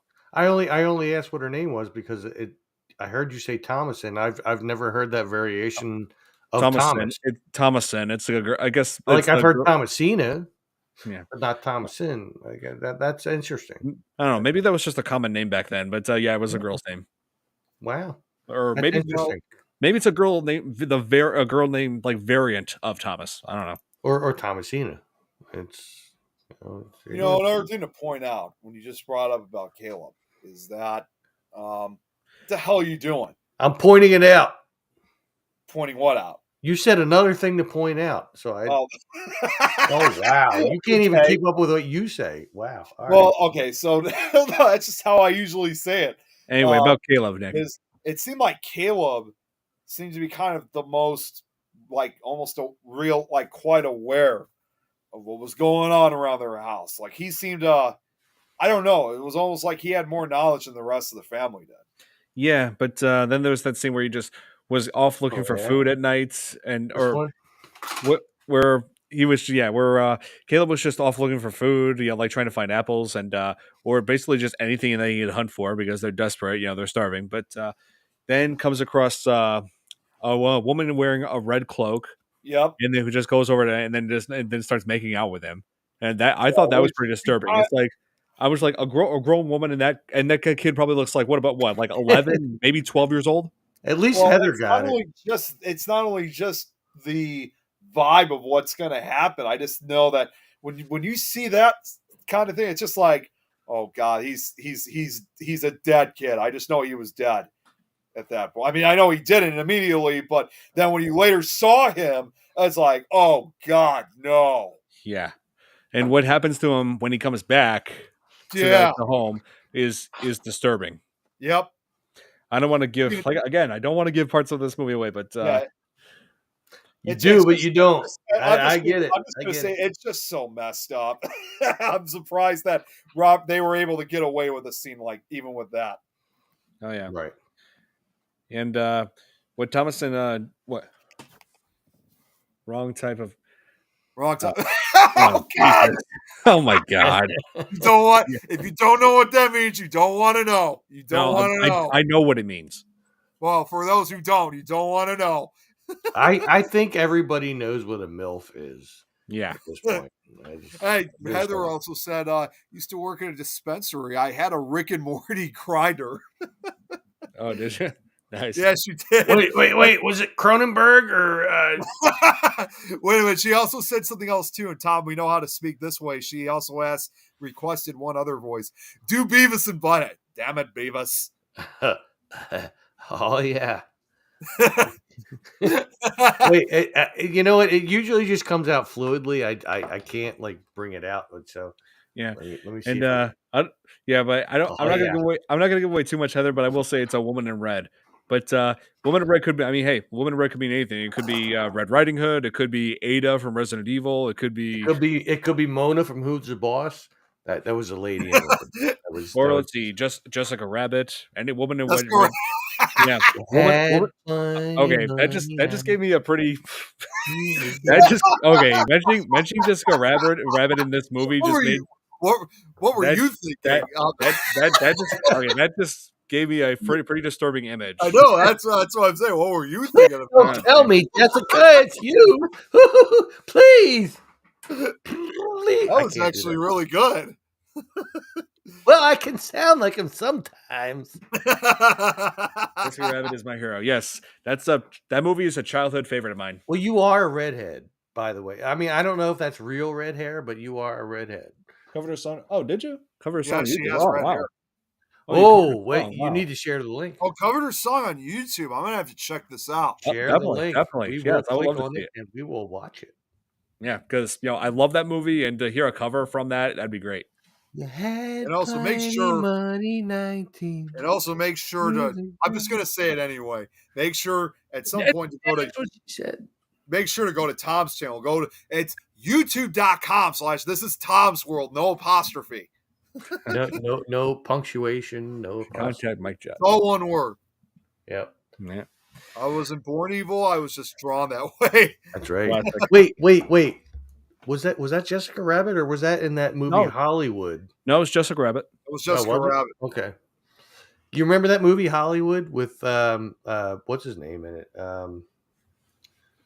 Yeah, and so there was like Hollywood if she could. But Heather, this movie is definitely worth seeing. Not just because if you're not just because you're a horror fan or if you're into like witchcraft and all that, but it's also worth seeing because this was the breakout role for Anya Taylor-Joy, who would move on to all sorts of amazing projects after this one. Like she was in. We were just talking about this earlier. She was in. Split. She was in Glass. She was in. Most recently she was Furiosa. Now here's a question. I got to get this out of my head because I'm just like really curious. Because I remember when she was in The Witch, she had like. when she was in The Witch, she had blonde hair, but then like when she was in Split, she had like dark brown hair. What's her real hair color she's got? Huh. Yeah, maybe I'm thinking it might be blonde. Let me check. Anya Because I Taylor. haven't really had an opportunity of checking to see like what's her actual hair color, because it seems like it changes each movie she's in. Yeah, she does dye it in different shades. I think she is natural blonde. Okay. I think. Yeah. Well, Heather's all on board. She said she's going to check it out for sure. Yes. Oh, and also she said the red is gone. It's black hair now. Ah, I see. You had plenty money, And 1922. and also Heather, I like how The Witch like has the same director as the most recent big hit, Nosferatu. Oh, that's right. Yeah. Yeah, Robert Eggers. Yes, this was his debut film, first time writing and directing. Yeah, this guy really hit the ground running. There's another big similarity that I wanted to point out too, compared to both The Witch and Nosferatu. And I'm saying this for both movies. So the one thing I really enjoyed, especially when in this case with Robert Eggers, is when you talked about the dialogue earlier. Right. Another big factor that is really well done is the costumes they use. Yes. And it's just like, not only do you have the dialogue, but they really went down to the bone of making sure that this was of making sure that these folks were in that rightful time period. Like in this case with The Witch, that people were dressed up exactly as they did back in the 1630s, versus also this case with Nosferatu, where, funny enough, actually it takes place 200 years later in the 1830s. Yes, that's right. And they did an amazing job making the whole 1630s feel, like the way they talked, the way they dressed, the way they lived. All of it just looked legit in The Witch. I honestly think that I don't know if I've seen a better. I don't think I've seen any better movies in this case, at least in the horror. I mean, there have been plenty of other movies that of other genres that have been made around that same time period, but I don't think I've seen any better like period horror movies since. Period. I don't think I've seen any better movies like that since when Roger Corman made his Edgar Allan Poe films with Vincent Price back in the 60s. Yeah. Oh, here, Nick. While we're here, maybe we should post a link for Things Network for Heather. Yeah, I'll send it to you. That way, you could share it in the chat. No, those Vincent Price movies were like epic. They really were. Yeah, they were. They were. Like he did so many like bizarre stories that are like mainstream. Like the Telltale Heart and stuff like that. And here. Mask of the Red Death. That kind of thing. Here, did you just send it? No, I'm getting on YouTube right now. So yeah, give me a minute. What is she on YouTube? Is she commenting from YouTube? She's commenting from YouTube. Yeah, she's commenting. Wait. Which YouTube is she commenting from? Is she's commenting from Things or Don? She's commenting on her personal profile. No. Oh, I'm scared on her on Don's personal profile. Oh, that's what I meant. Yeah, that's right. Come on. Keep up with me. Come on, you can't keep up with me. There you go, Don. You can't do it. Okay. You're a girly man. You can't. Okay. Let's see. Here, I got it. Okay, copy and let's see. Hey, what's up, Jeremy? How's it going, Jer? Paste. All right. Here you go. There you go. Heather, send it to you now. And don't forget too, it's going to be. When I bend over like that and I make the old man noises, then it's apparent that I'm 50. I got you. Yeah. So. All right. And to sum it up, The Witch, it's definitely one of the most memorable horror movies in recent years. Hmm. Over the past decade. I mean, what year did that come out? 2015. Oh. So yeah, this is the 10 years. Yeah. COVID days of karaoke. What Heather said. What? Oh, maybe she's talking about the cover that she was doing, like karaoke. I don't know. Oh, that was when she did. That was when she did her. Listen, I'm telling you, you need to post a link to that video. Oh, she We subscribed. need to Okay. see it. Wait a minute. I'm sure. Well, her name's right here. I'm pretty sure if I type it, I can come across it. Well, if she has that it on her reminds me of- YouTube, That she may reminds me not. too. I need to do something. I also need to send a second link. She did say it was on YouTube earlier.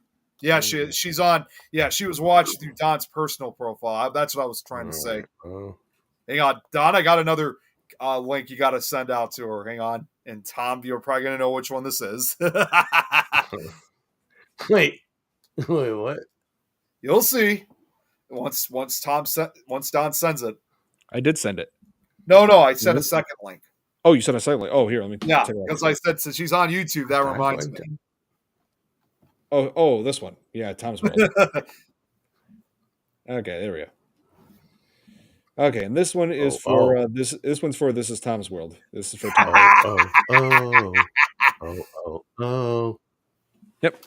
So there. Wait, now you got this is for me? Yep. Yes, it is. I know you're desperate for the subscribers. Oh man. Yeah. So, yeah. Now I'll definitely have to look you up, Heather, and I'm looking forward to seeing that cover. Yeah, I'd like to see that too. We'll Had definitely plenty money, 1922. It's always, I gotta just say real quick. It's always up. He said she subscribed to your channel too, Todd. They got another subscriber. All right. Yeah. Yeah. So to sum it up, I'm working my way to 3,000. You're almost at 3,000. No, I'm working my way to it. Yeah, I'm at 2,500 some. he's going to become Mr. 3000. Nice. Yeah, he's gonna have to change his name to Mr. 3000 at that point. That's right. I was gonna say, real quick, it's always nice when we get new viewers and subscribers to watching our shows and supporting our networks. That's always a lot of fun. Oh, yeah. So it's definitely good. Heather, it's definitely great to meet you. I should have even said in the beginning. Welcome, and we hope you definitely enjoy not only this show but the other shows that are on this network as well. So, hope to see you more. Oh yeah, for sure. Oh, and Jeremy said we got 240. Oh, yep, there you go, Jeremy. Got 245. Moving on up. Oh yeah, nice. So we're moving Heather, on up. You're gonna see him too. A guy named Jeremy York here. He's the founder. He's actually the one who runs Things Network. So he's done. I actually help out with a show of his. I actually co-host with a show with him, and he also does two other shows, The 13th Dimension and also Marks on Wrestling. So yes, we kind of also delve into it. Although most of our shows are usually paranormal, we do delve into a couple other subject matters as well. Yes, and Heather, as far as my channel goes, I do a variety of things. The FearFans podcast I do every Tuesday, 8:30 Central Time, and I do this for Things Network, but I also do my own independent work, which includes reaction videos and also video game live streams. As a matter of fact, I believe I'm going to be doing another one of those tomorrow. And sometimes he does Minecraft, and we're all on. Yeah, we do occasionally do my Minecraft on live stream. Yeah, but one of the games I've been playing lately on the live stream is Silent Hill 2 remake. Yeah, that one's especially terrifying. And let's see. Heather, if you want to check out some of the others, I guess I should have been a little bit more descriptive. I do a few other shows than just this one. I do have my own show, which is going to be coming back real soon. A show called The Nick Files, which focuses on a lot of historic and paranormal locations, though I'm also starting to do more cryptozoology, ufology. I mean, I basically, even serial killers at times. I'm doing almost everything as well as historic events, which is the only show as far as I know that where I usually, and you can meet my cat Slinky too, just showed up. At that one I usually do around on Wednesdays at 4:30 p.m. CST. And like I said, then Thursday I actually do two shows. I do a show from the UK called I'm still trying to get used to it. I don't remember. Wait, what am I saying? You, Tom and I are part of this. I already forgot what the other show was. The Thursday show was called. The parent. Oh, Christ. Yeah, see, Nick, this is why I only stick to one show. Paranormal Carousel. No. Wait, just came back. Mystical Carousel show. That's what it is. We do that at 3:00 again, CST. Yeah, I contribute nothing to the paranormal aspect. Yeah, Tom's of the still part show. of it, but we love him anyway. But that is up. I just It's give not just comic me and relief. him though. It's also hosted by a few other show hosts from the UK. We got Lois. Lois. We got Lois from Scotland, Lynn from Wales, Wayne from the UK, and we just had two other And additional Wayne, shows. by the way, Wayne sounds just like Michael Caine. That's right. I knew you were going to say that. And also, we just had two other show hosts added. We got Mary and Shane, who both live in the Netherlands, and then later in the evening, I do a second show called Supernatural Talk. Like I said, I do that with Jeremy, Adrian, and Eileen.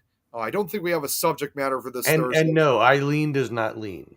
And she's and finally on Fridays we basically have a secondary show with the same show host from the UK, which that one's called Fools and Ghouls, which we do at 2:00. And, I'm sorry, because again I do so many shows, and also once in a while I also help out with a show from Australia called Paranormal Perth, PWA, and that one is also on Thursday nights at 10:00 CST. So that's the really cool thing about our network, Heather, to kind of introduce you more to it, is we got different paranormal podcast hosts literally from all over the world in 4 different continents: North America, Europe, Asia, and Australia.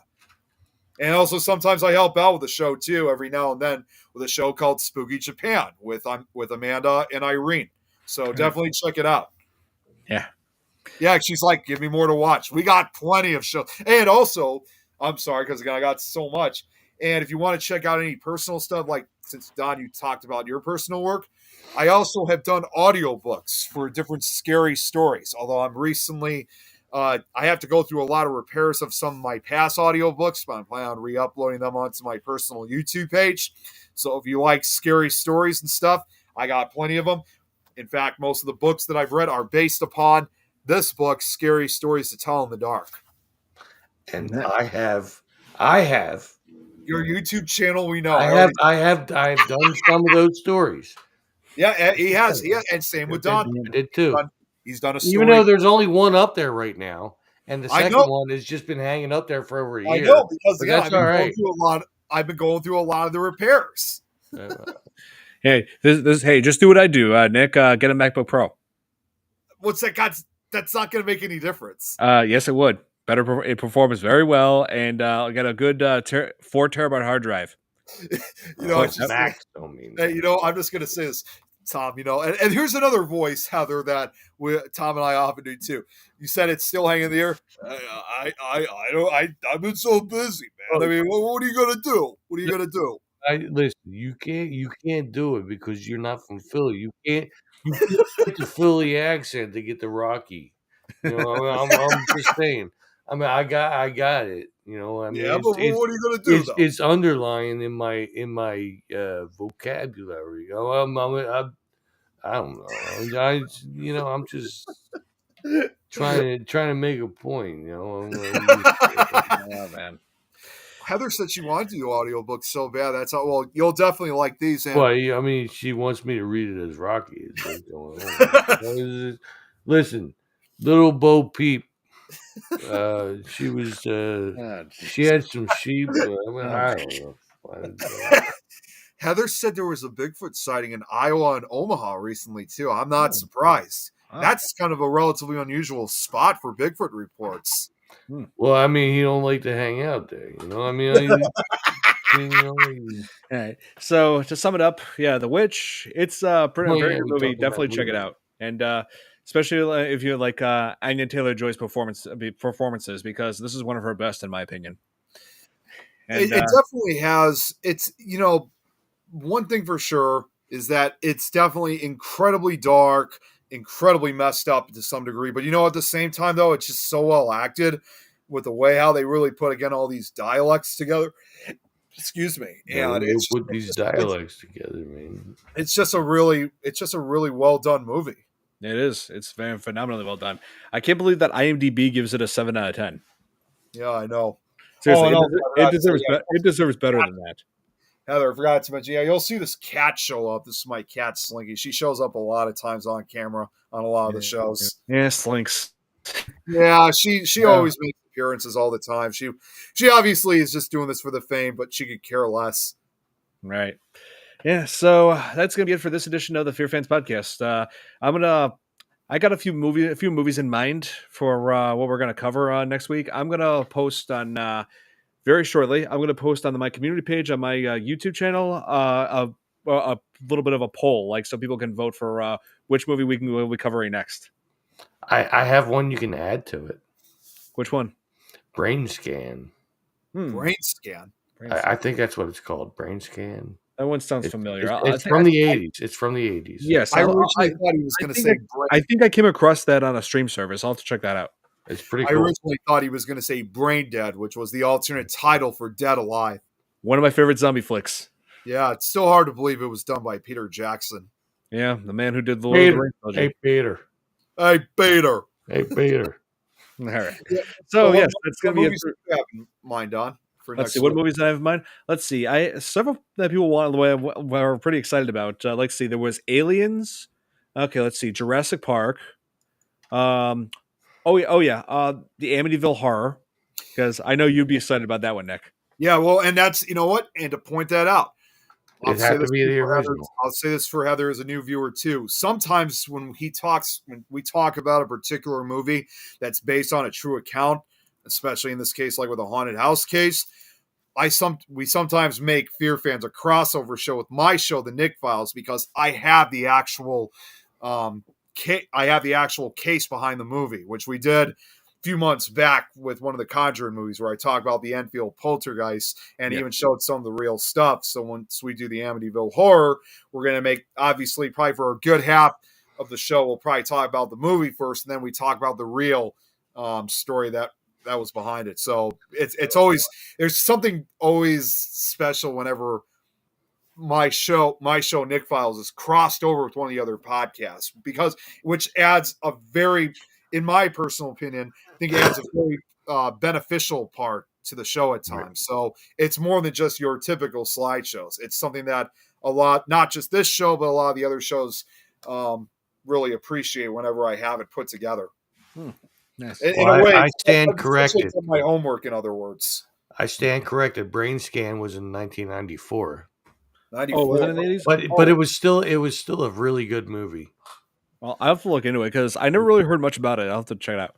Yeah, but it's like early 90s, late 80s, kind of like horror that's based on technology. It's not bad. It really isn't bad. I'll check it out. Yes. Yeah. So that'll be it. Edward Furlong. One final thing to throw out too. Don, you should tell everybody what we're going to be seeing this Friday. Yep. This Friday, we're going to see Wolfman. I'm excited. Like, I'm just really hoping it's good because, remakes, it can be pretty iffy, but when announced. But the thing is, it is the same director as for the remake of The Invisible Man, which Lee Whannell, and that was a good one. So So after seeing a good remake like that, I do have expectations for Wolfman. And speaking of remakes, I've been getting notifications on my Facebook like crazy about the remake of Return of the Living Dead. Yeah, we're still a while off from that. That's that they're still trying to get that off the ground. Josh, I know a lot of people. I just got to respond to what Josh said. I know a lot of people miss that show, and trust me, I miss doing it myself. Again, I've been so involved with a lot of video and audio projects. And of course, obviously, when it was the holidays, it was hard for me to even keep up with all those projects. But now that the holiday season is officially over, I'm officially going back to work on these audiobooks. And I've already made a promise to myself that I'm maybe not for every story, because some of these stories are pretty long, but for the shorter stories, I'm going to try to get one story completed a day so I can finally get this all fixed up. And then I can get back to Nick Files. So I'm going to be literally working around the clock to get these stories completed, so I can get these, so I can get back to Nick Files. So it's still going to be a long wait. Around the clock. Yeah, it's still going to be a long wait, but this is not the end of Nick Files. It will be back, and I also have some good news too, guys. just like what you have done with. Oh, your daughter's a big zombie fan. She will love. Yes, because we talk about Return of the Living Dead, and I gotta say, I am a big fan of the original, and we covered. So am I. And yes, we did cover this on the show. Yeah. The other thing too, I just want to tell you guys too, Said just more like with cow. your show, Don, I actually have an intro in the works for the Nick Files, which it's going to have a real. I'm just going to say it's going to have a real throwback to like old paranormal shows of the like late '90s, early 2000s. In fact, I even have borrowed a theme song from one of those old paranormal shows. I'm not going to say which one because I'd rather surprise everyone. Zach But it's going to Baggin. deliver. It's going to deliver kind of that nostalgic feel. But the other thing too is that even after once I get Nick Files back off the ground, yeah, I know. Even after when I get Nick Files back off the ground, it will still be a while before. Yeah, I know. I get tired of the 30-second countdown too. It will still be a while before the introduction is added because what I will say, I'll just give you guys a tiny brief description of what the intro is. It should be a 10-second countdown. By the way, because it's called the Nick Files, and I've covered a lot of different locations. I've decided to add all the different names of the locations that I've covered so far, and they just like pop up every time, like if you know what I mean. But because I still haven't done more episodes yet, I can't get the introduction done until I get more Nick Files complete and I covered these locations. So the intro will be coming. It's just going to take a little bit longer, but the more episodes I do, the more location names I could add to the intro to get this done. right. Right. But you guys will love it. It's looking good so far. All right. So yeah, that'll be it for this edition of the Fear Fans podcast. Thank you guys so much for watching, and be sure to tune in next week and for the next movie. And I will let you guys decide which one we'll be covering next week. I'll put a poll up on my YouTube channel and the community page right He's after gonna the put end of this. all up. Yep. So, that's gonna be it for this week.